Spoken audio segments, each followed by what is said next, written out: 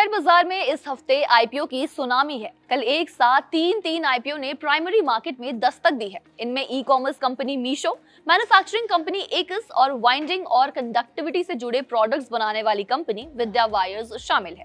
तीनों ही आईपीओ को मार्केट में उतरने के पहले ही दिन निवेशकों का काफी अच्छा खासा रिस्पॉन्स मिला और दिलचस्प बात यह है कि ग्रे मार्केट में भी इन कंपनियों के शेयरों का क्रेज अभी तक बना हुआ है, जो अच्छी खासी लिस्टिंग की तरफ इशारा कर रही है। इन तीनों ही आईपीओ पर हमने हेम सिक्योरिटीज की एक्सपर्ट आस्था जैन से बातचीत की। उन्होंने आईपीओ पर अपनी अलग अलग राय भी पेश की है, तो एक एक करके जानेंगे कि आईपीओ पर आस्था जैन की क्या राय है। इन दिनों चर्चा सबसे ज्यादा मीशो के आईपीओ की है। पहले दिन यानी 3 दिसंबर तक ये आईपीओ टोटल 2.46 गुना सब्सक्राइब हुआ है। रिटेल निवेशकों के हिस्से को 4.13 गुना सब्सक्रिप्शन मिला, वहीं क्यूआईबी हिस्सा 2.18 गुना और एनआईआई हिस्सा 1.90 गुना भरा है। ग्रे मार्केट में मीशो का जीएमपी 45 रुपए के प्रीमियम पर चल रहा है। 111 रुपए के अपर प्राइस बैंड के हिसाब से देखें तो इसकी लिस्टिंग 156 रुपए के आसपास हो सकती है। इससे निवेशकों को करीब 40.54% का मुनाफा हो सकता है। यह आईपीओ 3 दिसंबर से 5 दिसंबर तक खुला है और आईपीओ से कंपनी टोटल 5,421 करोड़ रुपए जुटाना चाहती है। इसमें 4,250 करोड़ रुपए का फ्रेश इशू है। मीशो के आईपीओ पर एक्सपर्ट आस्था जैन ने सब्सक्राइब के साथ क्या कुछ राय दी है, सुनिए। जी बिल्कुल, देखिए मीशो की बात करें तो हम सब इस ब्रांड से, इस नेम से हम लोग वेल अवेयर हैं।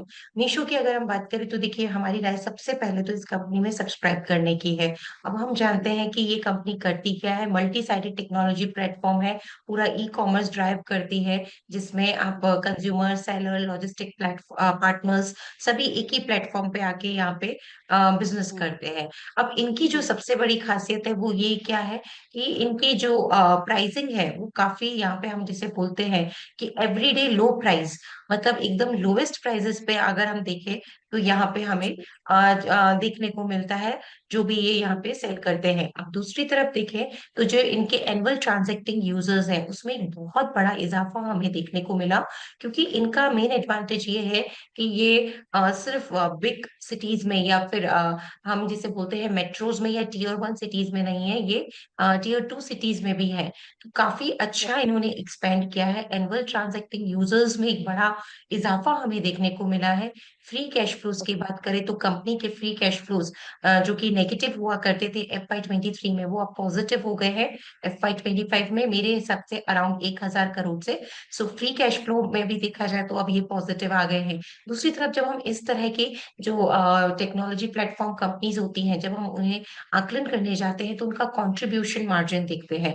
कंट्रीब्यूशन मार्जिन की भी बात करें तो एक ये अच्छा खासा इजाफा हमें इनके कंट्रीब्यूशन मार्जिन में देखने को मिला है, जो कि लगभग 2.98% FY23 था।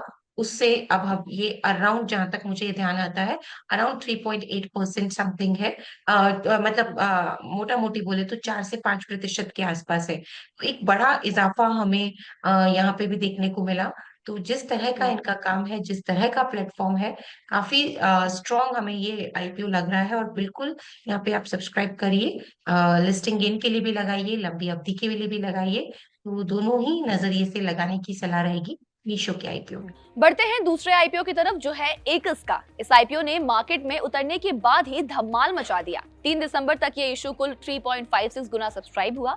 सबसे चौंकाने वाला आंकड़ा रिटेल कैटेगरी का है, जो 12.16 गुना भर चुका है। एनआईआई कैटेगरी में 3.55 गुना और क्यूआईबी में 0.68 गुना बोली मिली। ग्रे मार्केट प्रीमियम 45.5 रुपए चल रहा है। 124 रुपए के प्राइस बैंड पर इसकी लिस्टिंग 169.5 रुपए के करीब होने की उम्मीद है। ये आईपीओ भी 5 दिसंबर को बंद होगा। कंपनी का टारगेट 921.81 करोड़ रुपए जुटाना है। एकस पर आस्था जैन की क्या सलाह है, समझते हैं। ये बिल्कुल, अगर एकस की बात करें तो प्रिसिशन कंपोनेंट मैन्युफैक्चरिंग कंपनी है और ये SEZ में काम करते हैं। बेसिकली देखा जाए तो एरोस्पेस इंडस्ट्री में जो कंपोनेंट्स वगैरह रहते हैं उसकी मैन्युफैक्चरिंग करते हैं। तो काफी यूनिक ये एक तरह से काम कर रहे हैं। और अब ये कंज्यूमर ड्यूरेबल्स में भी आए हैं। ऑफ लेट लास्ट 2-3 साल से वहां पे भी इन्होंने मैन्युफैक्चरिंग स्टार्ट की है। ये कंपनी की अगर हम बात करें तो इसके कुछ एक फीचर्स हमें काफी अच्छे लगे। सबसे पहले तो देखिए जो इनका लॉन्ग स्टैंडिंग रिलेशनशिप है वो काफी अच्छा है इनके कस्टमर्स के साथ। और हाई एंट्री बैरियर्स हमें इस इंडस्ट्री में हमें देखने को मिलते हैं। तो वो एक इनके लिए काफी यूनिकनेस यहाँ पे क्रिएट करता है। अब अगर मैं इनके यहाँ पे कस्टमर्स की बात करूँ तो एयरबस, जिसका कि नाम हम सब ने सुना है, बोइंग, करेक्ट। सेफ्रन, ये सारी कंपनीज इनके कस्टमर में बेस में आती हैं। और जिस तरह का ऑर्डर यहाँ पे मिलता है, इनके ऑर्डर्स मतलब आने वाले 6-7 सालों की बात करें तो बढ़िया ऑर्डर्स हमें यहाँ से देखने को मिले हैं, क्योंकि ये जो कंपनियां रहती हैं इनके ऑर्डर्स 10-10 साल तक के ऑर्डर्स रहते हैं। लेकिन एक दूसरी चीज देखा जाए तो थोड़ा स्लो यहाँ पे ऑपरेशंस होते हैं। तो इसी तरह से ओके। कंपनी ने अब अपने आप को डाइवर्सिफाई कर दिया है कंज्यूमर्स ड्यूरेबल में। तो मुझे लगता है कि ये कंपनी भी काफी स्ट्रॉन्ग कंपनी है। कुछ एक यूनिकनेस है, एसईजेड में ये लोग ऑपरेट करते हैं, एरोस्पेस सेगमेंट में ये लोग काम करते हैं, और end to end manufacturing capabilities इनके पास आपको देखने को मिलेगी। और आई थिंक ये लाइक लीडिंग इंडियन कंपनीज में आते हैं, जिनके की इतना बढ़िया मैन्युफैक्चरिंग इकोसिस्टम इनके पास है। तो ये कंपनी भी हमें अच्छी लगी। और ये कंपनी में भी देखा जाए तो लॉसेस आपको देखने को मिलेंगे। तो वैल्यूएशन करेक्ट। पर्सपेक्टिव पे थोड़ा सा यहाँ पे भी हमें अगर देखें तो थोड़ा महंगा लगता है। लेकिन एक यूनिकनेस जो ये बिजनेस में इन्होंने दिखाई है, जिस तरह का काम यूनिकनेस बिजनेस की है, मुझे लगता है कि प्रीमियम ये कमांड करनी चाहिए, और उसी वजह से वैल्यूएशन इन्होंने हायर साइड पे ही रखा है। बट स्टिल इसमें भी हमारी राय है, सब्सक्राइब करिए। लिस्टिंग गेन का नजरिया है तो भी लगाइए, लंबी अवधि का नजरिया है तो भी लगाइए। तीसरा आईपीओ है विद्या वायर्स का। आईपीओ पहले दिन 3.16 गुना सब्सक्राइब हुआ। रिटेल कैटेगरी में इसे 4.43 गुना, एनआईआई में 3.71 गुना और क्यूआईबी में 0.51 गुना सब्सक्रिप्शन मिला। बावजूद इसके ग्रे मार्केट में इसका प्रीमियम थोड़ा कम है। फिलहाल आईपीओ का जीएमपी 5 रुपए चल रहा है, जिससे 9.62% के मुनाफे की उम्मीद है। इस आईपीओ में आप 5 दिसंबर तक बोली लगा सकते हैं। आईपीओ से कंपनी टोटल 300.01 करोड़ रुपए जुटाना चाहती है। विद्या वायर्स पर आस्था जैन ने क्या कुछ कहा है, समझते हैं। नहीं तो डेफिनेटली प्रॉफिटेबल है, और इसका एक पॉजिटिव ये है कि प्राइसिंग भी अच्छी की है। तो बिल्कुल, अब हम अगर इसके बिजनेस की बात कर लें तो ये टॉप 5 मैन्युफैक्चरर्स में आती है। अगर मैं इस इंडस्ट्री की बात करूं, किस इंडस्ट्री में है, वाइंडिंग एंड कंडक्टिविटी इंडस्ट्री में है। और जिस तरह की इनकी इंस्टॉल्ड कैपेसिटी है, ये लगभग टॉप 5 या टॉप 4 मैन्युफैक्चरर्स इन इंडिया में आते हैं। इनका बिजनेस मॉडल काफी डी रिस्क लगता है, डाइवर्सिफाइड बिजनेस मॉडल है। और जो इनके कस्टमर बेस है वो भी हमें काफी काफी यहाँ पे स्ट्रॉन्ग लगे, क्योंकि किस तरह की कस्टमर बेस है, बेसिकली देखा जाए तो अदानी विल्मर इनके कस्टमर्स में आता है, स्नाइडर इलेक्ट्रिक आता है, transformers and rectifies of India, Electrotherm, Suzlon.